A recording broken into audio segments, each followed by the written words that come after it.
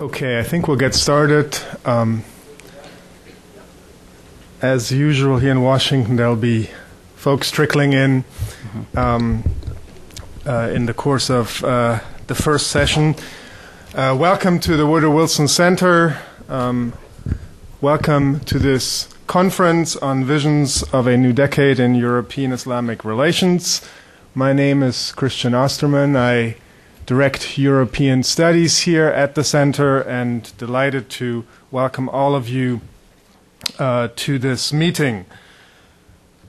Many of you are familiar with the center, but let me just say for those of you who are not, that the center, of course, is the nation's living memorial to President Woodrow Wilson, and we commemorate and celebrate his legacy here at the center by providing a nonpartisan forum for the serious and open, sober dialogue on public policy issues, especially bringing together the world of scholarship, the scholars, and the public policy community here in Washington, along with others from the media, the corporate world, and so forth.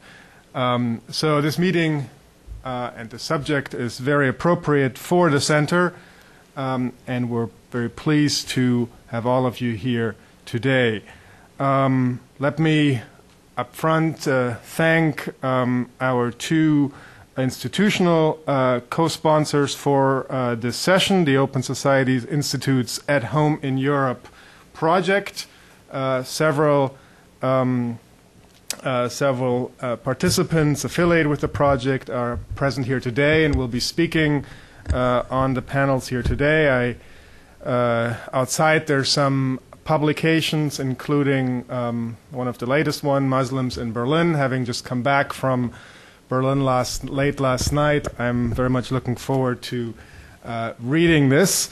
So thanks to the Open Society Institute, and also thanks to the Center for Islamic Pluralism, which has also supported this conference. Let me thank our internal co-sponsors, the Middle East program, directed by Hellyer Esfandiari, the United States Studies program. Sonia Michel, the director, is with us today. Of course, my colleague at the Southeast Europe project, Andre Peros, who has really been the driving force and done all the heavy lifting for this conference, and we all owe her a great debt in bringing us together. I'd also like to thank the distinguished panelists that are here today, and all of them will be introduced in the course of our panels. President Obama laid out his vision for a new beginning in relations with the Muslim world in his Cairo speech about a year ago.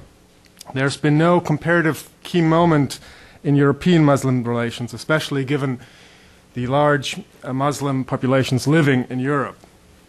This conference aims to explore European Islamic relations in the decade ahead, in the hope that we in this country might benefit from a better understanding of these issues. Among the pivotal questions that this conference will address are questions of how current social, political, and cultural trends will shape the future of Muslims living in Europe. What will a new European identity look like as Muslims and other minority groups integrate further in the decade ahead? We have a fantastic group of speakers here today to address these issues, and we very much look forward to the discussion that will hopefully also involve many of you. Now, we have the great pleasure, and I have the great pleasure to welcome as our keynote speaker to lead the discussion of this morning, Mr. Rashad Hussain, who as of February 2010 has been President Obama's special envoy to the Organization of Islamic Conference. There's a longer bio for him available outside, so let me, given that we're running a little bit behind, just to say briefly that Mr. Hussain worked with the National Security staff in developing and pursuing President Obama's June 2009 address in Cairo. He has served and is still serving as in the Council's office as Deputy Associate Counsel to President Obama, focusing on national security, new media, and science and technology issues as Special Envoys. He is still based, I think he's based both in the White House and the State Department, serves as a U.S. Special Envoy to the OIC, and seeks to deepen and expand the partnerships that the United States has pursued with Muslims around the world. It's a great, distinct honor to introduce him, and Mr. Rashid, you have the floor. Thank you so much. Thanks to the Woodrow Wilson Center and all the organizers of this event on this important topic. When I was thinking about European relations with Muslim communities this morning, the first thought that came to mind is that we better be worried about European relations with American communities today, because in not too long, about half an hour, both the United States and England are playing at the same time. And so one of them will probably advance, maybe both, but maybe not. So maybe that explains some of the empty seats as well. And I won't fault you for trying to follow along on electronic devices. And in fact, I have my BlackBerry here, so maybe I'll keep it out just in case. But this is obviously a topic of huge importance. And there are many ways in which European countries are more advanced, perhaps, in terms of the way that they've looked at these issues over the years. And it's also true, I think, that there's yet to be the same type of fundamental, overarching, comprehensive framework set forth from Europe as there has been in the United States with the President's Cairo speech, which he laid out last year. So I wanted to go through the framework that was set forth in Cairo, talk about maybe some of the similarities. There's some areas, of course, in which the United States can learn from the European experience, and then there's maybe some new areas in which the United States is trying to pursue that can somehow serve as a model as well. There's three main areas from the Cairo speech that I think you can divide all the initiatives and the framework into. The first is kind of the establishment of a new vision, a comprehensive way of dealing with Muslim communities around the world that includes a fundamental shift in rhetoric. It includes a change in tone in a way which highlights the contributions of Muslims in the United States and, of course, in global civilizations historically, and also recognizes that the basis for engagement of 1.5 billion people around the world cannot be on one single issue, whether it's violent extremism or any of the other political issues that really form the focus of the bulk of the attention when it comes to relations between the United States and the Muslim world, and often are the key areas of tension, as the President recognized, between the United States and Muslim communities around the world. So the overarching framework is one in which now the United States has involvement throughout the government in dealing with the Muslim communities around the world, and it's not just from the White House or the State Department, but it's also through agencies like USAID right here, or the Commerce Department, or the Small Business Administration, who was heavily involved in the Entrepreneurship Summit, the Department of Health and Human Services. The Secretary of Health has been involved. We traveled to Geneva for a meeting with OIC health ministers to advance our agenda in the area of health. The Attorney General, of course, has been heavily involved in many of these issues, as well as the Secretary of Homeland Security. And it's really across the board where there's been engagement both domestically and internationally in all these issues. So the first is the fundamental recognition that engagement cannot be done in a way in which it's exclusively a securitized relationship with Muslim communities, but based on the President's fundamental belief that all people around the world share the same aspirations. And if you survey people here in the United States, you survey people in a Muslim country, whether they're Muslim or non-Muslim, and you ask them what's the most important thing to you right now, many of them, I would say probably easily a majority of them would say that jobs are.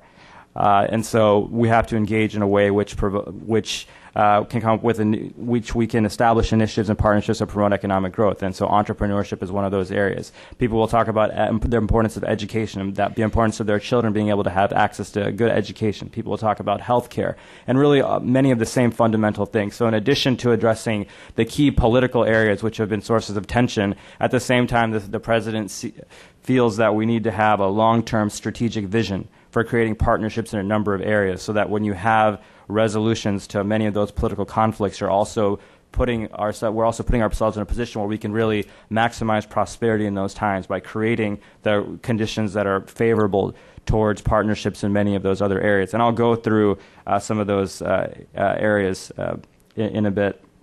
The second main category, of course, in the Cairo speech was to address the political issues that continue to be major sources of tension. And I think there's been somewhat of a break from previous administrations, although I think other administrations have recognized this to some extent as well, is that you cannot increase understanding and relations with Muslim communities around the world just by dealing with issues such as education or entrepreneurship or having health initiatives.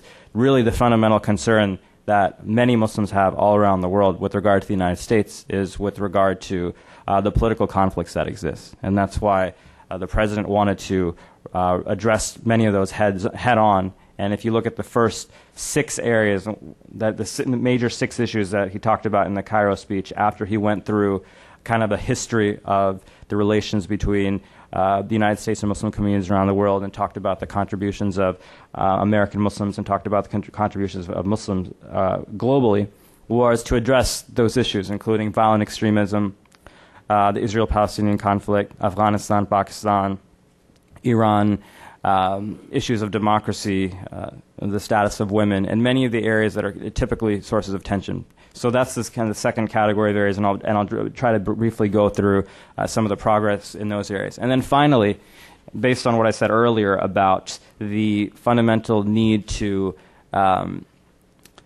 create partnerships in areas of what we call mutual respect, mutual responsibility, there is a number of initiatives that the president announced that we've implemented in the last year in the areas of education and entrepreneurship, health and science and technology, and interfaith dialogue. And we think that seeding those programs, as has been done over the last year, may not get as much attention right now, but will really pave the way in the long run for success and cooperation in a lot of different areas.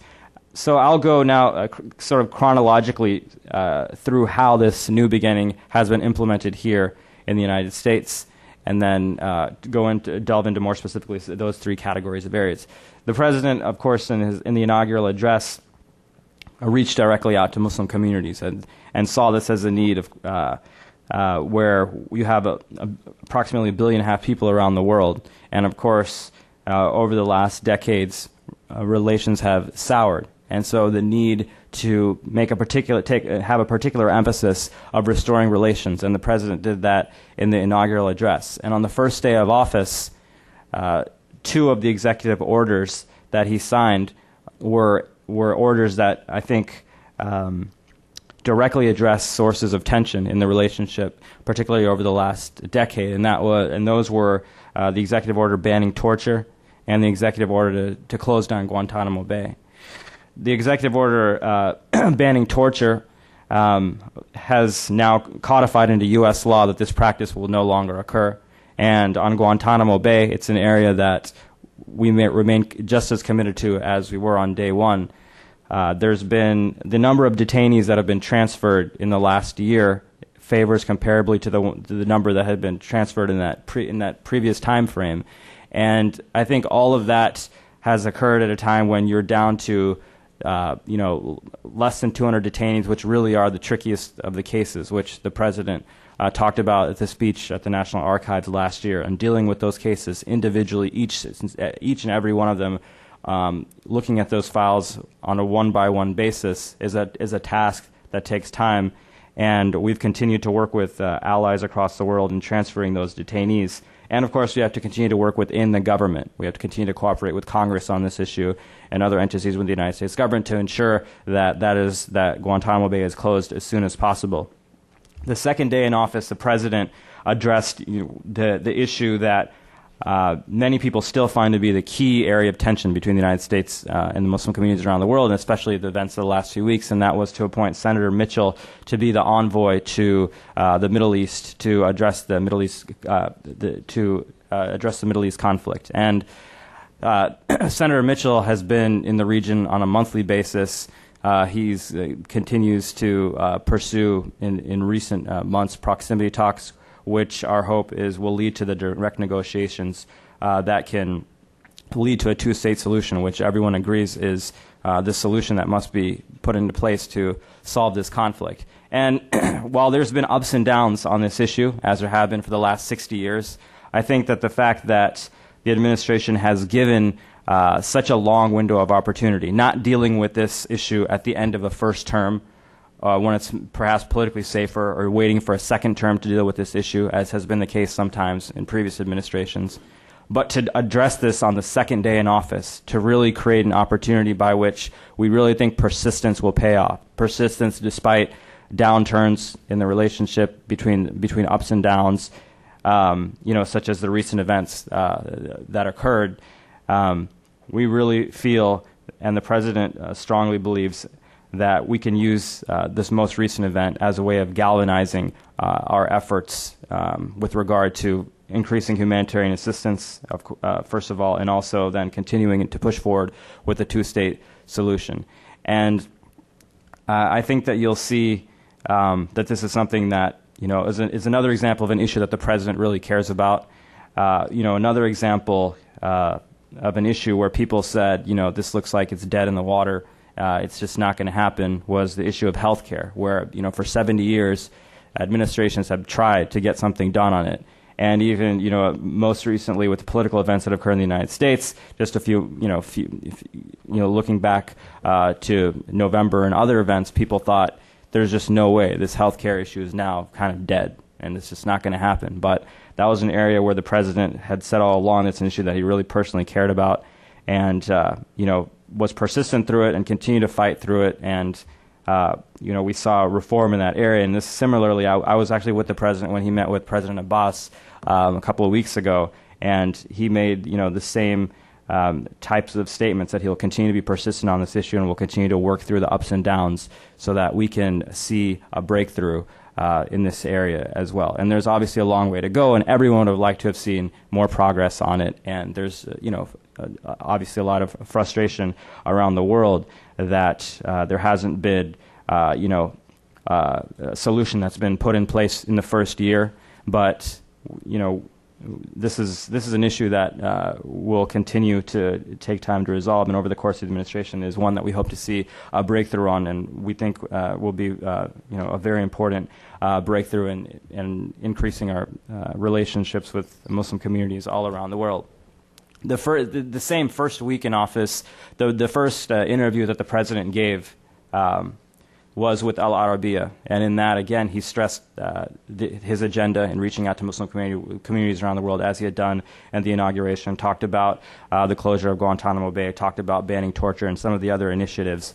And then on the first trip that the President made, the last stop in that trip was to Ankara, when he really, for the first time, began to lay out this vision and made it very clear that the United States is not at war with Islam or Muslims, and actually said during that speech that the United States is not at war and never will be, and really began to lay out the framework that was more comprehensively set forth in one of his next trips, which was to Cairo, of course, where he gave the speech setting forth the framework that we're discussing today and kind of evaluating about a year after it was given. And in that speech, as I mentioned, was kind of the fundamental paradigm shift of dealing with Muslim communities around the world. He made it clear also in that speech that we must acknowledge the contributions that American Muslims have made, the experiences that he's had in his own life growing up, the experiences that he had in Chicago, in which he experienced good relations with the communities there and saw the role that Islam played in communities in Chicago. He also made clear that we cannot engage Muslim communities based on one issue such as violent extremism, and with regard to violent extremism, said that one when it comes to that issue, Islam is actually not the problem but part of the solution, and has continued to kind of play that role, and one might even say I've heard it described as educator-in-chief on that issue. When he, in Cairo, quotes a very famous verse of the Quran, making clear that this is something that's rejected, and that's something that the president has continued to make clear after, attempt after attempt in the United States, and story after story of domestic radicalization coming out, every 3 weeks or every month or so over the last year, where, he's continued to make that clear, and I'll address that point as I go forward as well. And then, of course, addressing the political issues and the comprehensive framework for dealing with issues such as education, entrepreneurship, health, and science and technology as part of that broader framework. Domestically, there's also been a lot done in addition to this engagement that the president began abroad. One of the largest, perhaps I actually think it is the largest gathering of Muslims in the United States, is the Islamic Society of North America's conference. And the president sent one of his closest advisors to address American Muslims there, Valerie Jarrett, who talked about many of the same themes that the president addressed in Cairo, and noted the contributions that American Muslim communities have made in all areas, and in fact encouraged contributions in areas which the administration has engaged with domestic Muslim communities on outside of the national security or counterterrorism context, including health care and immigration, education, the fatherhood initiative that the president has. He recently hosted a Father's Day event on Monday in which he addressed the importance of fatherhood. So other social issues such as that, where Muslim American leaders have been invited. That's an area, I think, where we've seen domestically a tremendous shift from previous administrations, where you have American Muslims engaged not just on issues after an event occurs, or on security issues, or on civil liberties issues, but just engaged as a part of the national dialogue and other major policy and social issues as well. My involvement in the administration of, didn't come initially as a Muslim or as somebody that was working on these issues, but as an attorney in the White House counsel's office, and somebody that just happened to get involved in these issues on the side and gradually began to work on them more and more. So I think we see kind of a fundamental shift there. The president, at the beginning of Ramadan, then, I think continued this role as kind of the educator-in-chief when he talked about the role that Ramadan plays in Islam.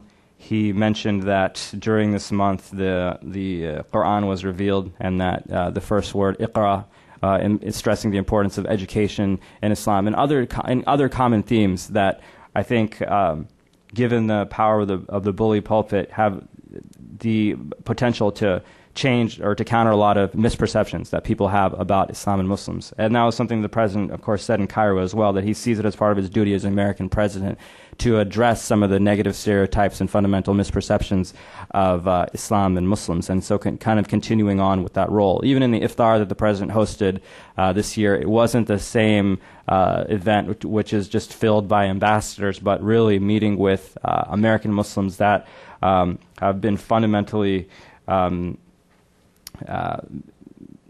people that have made tremendous contributions to society. The people that were sitting next to him, for example, on the right side was a woman who's a leading high school basketball player in the history of Massachusetts, a woman who plays basketball wearing full hijab and full dress, and that's something that he acknowledged in his remarks there. And on his left side, there was a woman who had been denied by her school the right to wear hijab, and the Justice Department in the United States went to court to defend her right to wear hijab in school.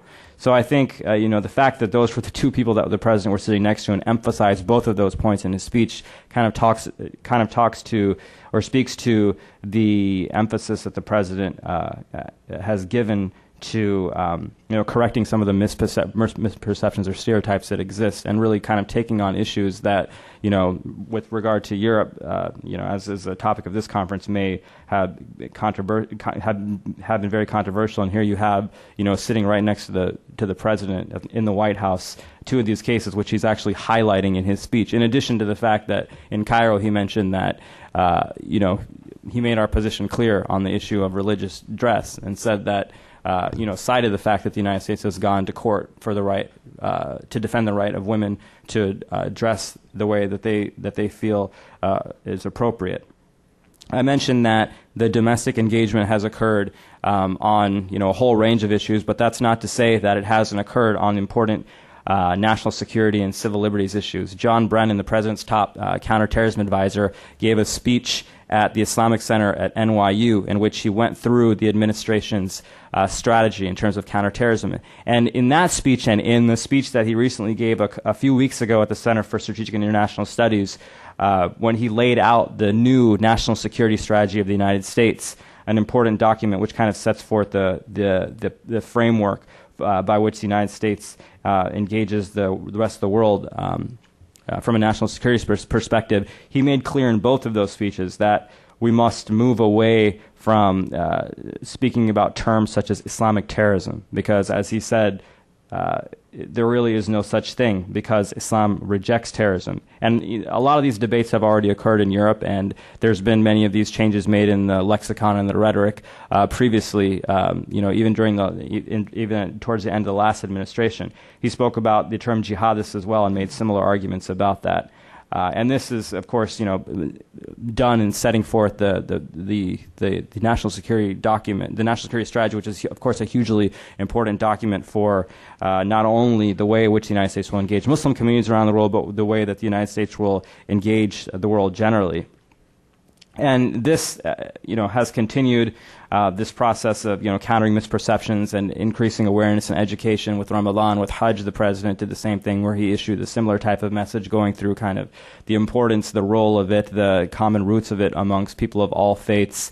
And so one of the, I think you'll see as a common thread throughout all this, that in addition to talking about the political issues, talking about the partnerships that have been established during the first year, there's this fundamental shift in tone and rhetoric and the paradigm has addressed, I think, what a lot of, at least Muslims in America, feel has been kind of a sense of otherization. And then when you talk to American Muslims and you say kind of what is the biggest difficulty that you have on a day-to-day basis as living as an American Muslim, some of them may say that, well, when I come into the country, I've had some difficulties at the airport and there's been some visa issues. Some of them may say, that there's been some other cases that, that they've heard about in terms of, what happened with Guantanamo. They may cite civil liberties cases, but you really press them and you say, on a day-to-day basis, what is it that you find about being Muslim that has made things difficult, or what is it that impacts you on a day-to-day basis? Many times they'll just say it's really kind of this sense of otherization, that sometimes it stems from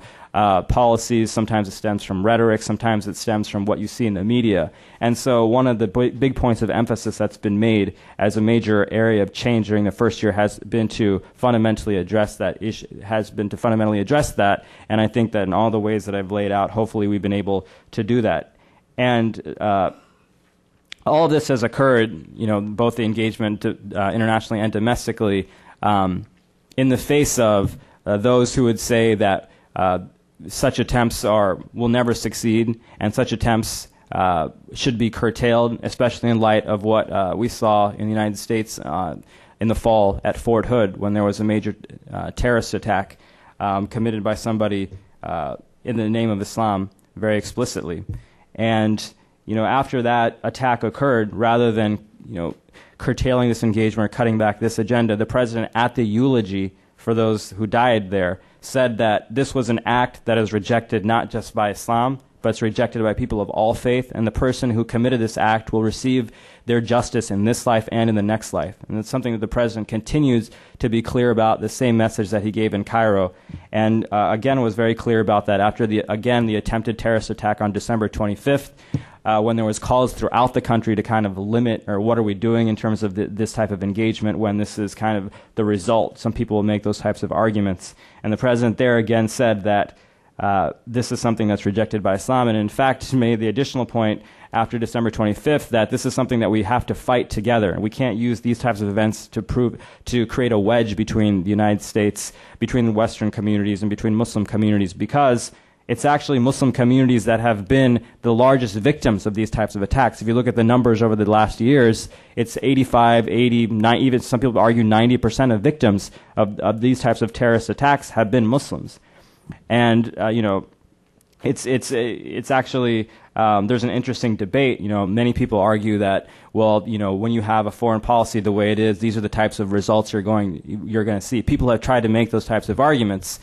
And, one of the interesting points is that if that's the case, then why is it that terrorists kill Muslims more than they kill anybody else? What is it about American foreign policy that makes a Muslim go to a mosque after a Friday prayer and kill other Muslims? And that's the way the attacks are occurring. They're not occurring against, largely, in the numbers of, in the number of casualties and fatalities are not targeting, are not having, that type of impact against Americans. They're intentionally targeting other Muslims.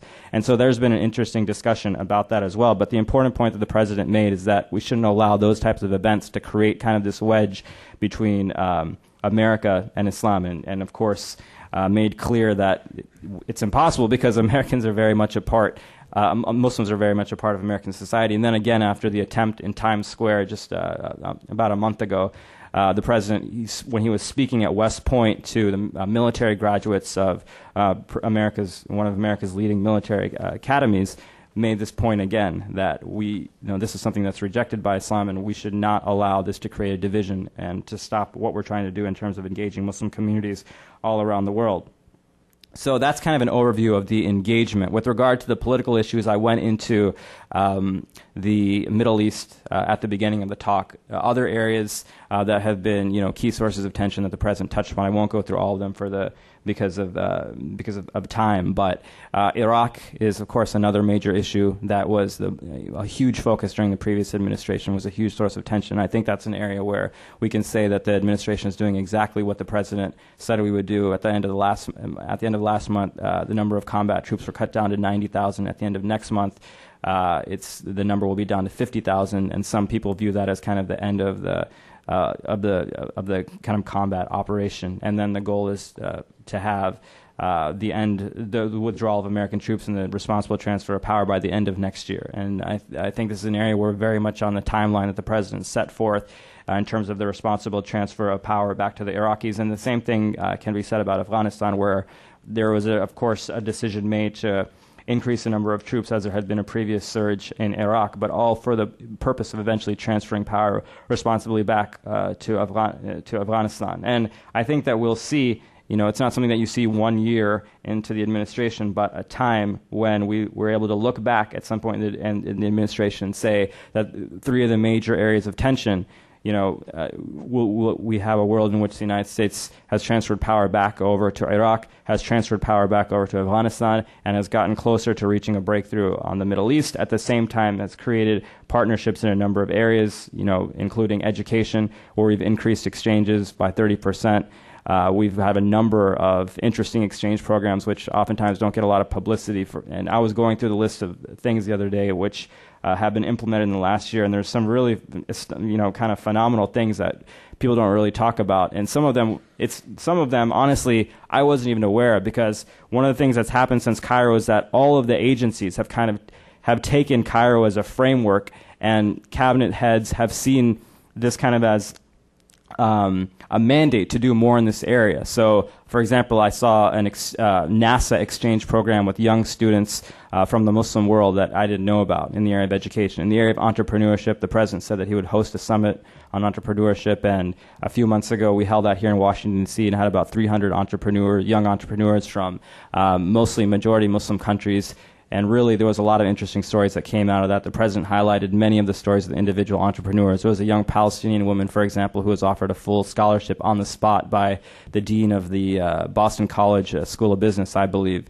He was so impressed with her. And really, a lot of those stories have been highlighted back home. And when we've traveled abroad, there's been a lot of attention on actually increasing or improving the conditions by which entrepreneurship can be fostered. And of course, entrepreneurship being one of the major vehicles for economic growth. And so again, when we talk about engaging communities around the world based on issues of common concern to everyone, I think entrepreneurship is a good example of that. In the area of health, we've implemented a partnership with the OIC and OIC countries to help eradicate polio. And just in the last year, we've seen the numbers come down tremendously in many of the polio-endemic countries. The four polio-endemic countries, 3 of them are Muslim countries: Afghanistan, Pakistan, and Nigeria. And the 4th, it's in India, but it's Muslim-majority parts of India. And in Nigeria, for example, where we were at the beginning of May, the number of new cases in the first quarter was down to 3. And these are successes, I think, that sometimes don't get a lot of attention. But when you're actually on the ground there and you see that the devastating impact that polio has had in terms of disability, in terms of death for youth populations there, and you see the reduction in numbers, that's I think a productive partnership, something that will continue. And also in the area of health, we had a partnership with the Saudi Ministry before Hajj this year on H1N1, because there was a big concern at the height of H1N1 season that it would become a problem amongst the Hujjaj there, and then also with so many people returning back to their home countries. There was many stories written about that, but I think through a successful partnership, some of that was averted.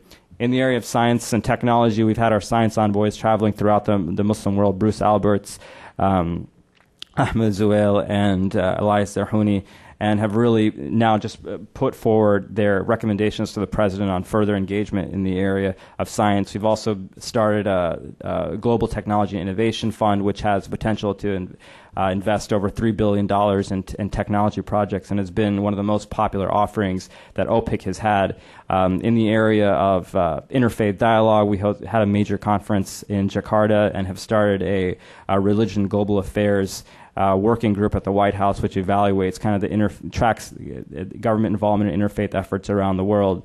And there's a conference on the role of interfaith in development that's coming up in the Middle East in the next year. So really throughout these areas of partnership, we're seeing at least a dozen initiatives that have been seeded in the first year that will hopefully lead to more success, and will be further amplified when as we continue to reach resolutions in some of these major political issues that we faced over the last year. So that's kind of the framework by which the United States is engaging.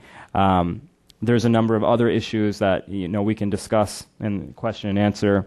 One of the issues that's coming up now with regard to the OIC is engagement on this issue of defamation of religion, and there's a huge European component of that, because many of the concerns of the Muslim countries stem from recent events in Europe, and the United States is working with OIC member countries on coming up with a resolution that can be both focused on, primarily focused on ensuring that religious freedom is respected all over the world, and addresses the defamation concerns in a manner which is consistent with both legal and policy principles here in the United States that would hope to avert some of the worst of that. And so that hopefully provides an overview of the engagement efforts, both internationally and domestically, and what we're doing on the political issues, and what we're doing in some of the areas of partnership as well. And I'd be happy to answer your questions and have a discussion about these issues. Thank you.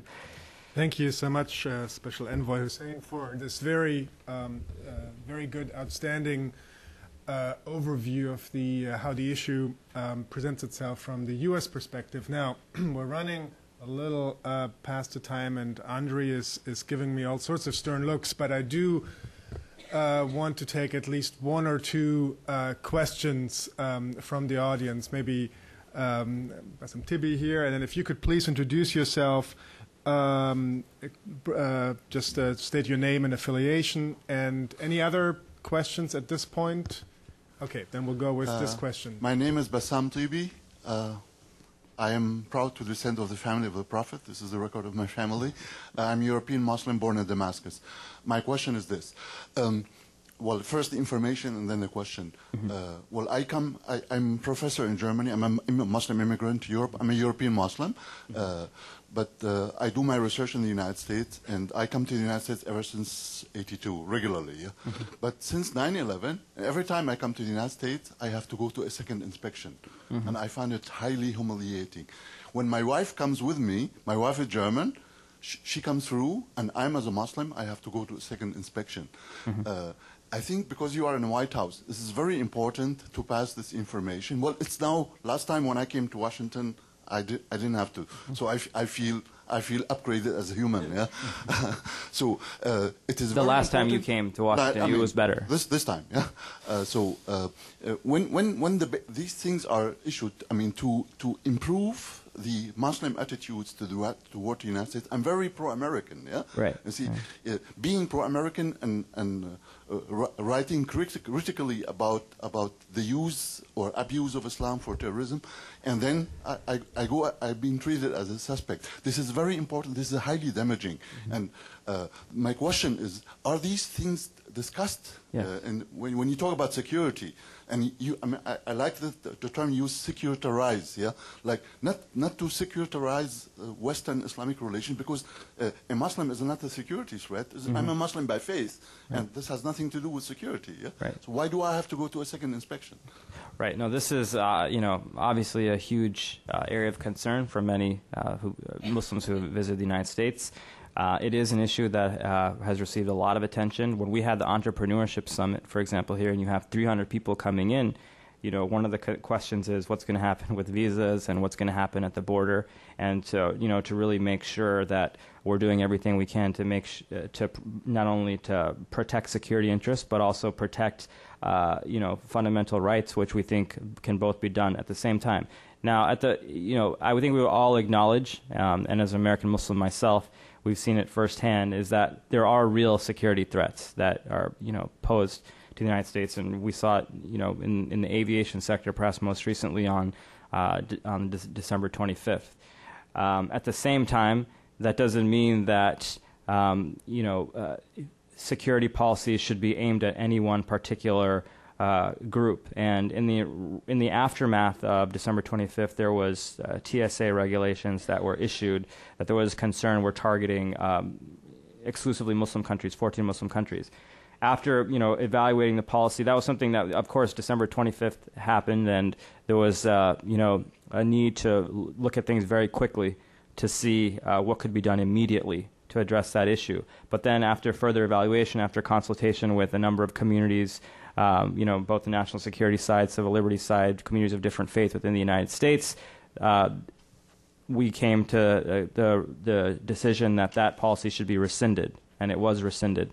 And what was really emphasized is that it's important not to focus on any person's particular ethnic background or religious background, but rather to focus on behavioral characteristics and to be smarter about it in a way in which you target a behavior or signs that may be troubling, rather than looking at what country is this person from, and that might actually be we think more productive from a national security perspective. So that's to say that I'm sure that there are still difficulties that exist. Hopefully, it's gotten easier. You mentioned that it was easier the last time you came here. It is a tough issue. Everyone, even Muslims, when Muslims travel in the United States, when Muslims travel to the United States, I'm sure they said that we have the same fears as everyone else, and they want the planes to be secure and for nothing to go wrong. At the same time, I think there is this recognition that's increasing that the way to deal with this problem is in a way which doesn't target any particular country, but rather is smarter in that it targets behavior or signs that could point towards potential security problems. Thank you. Let's give a round of applause to the Special Envoy.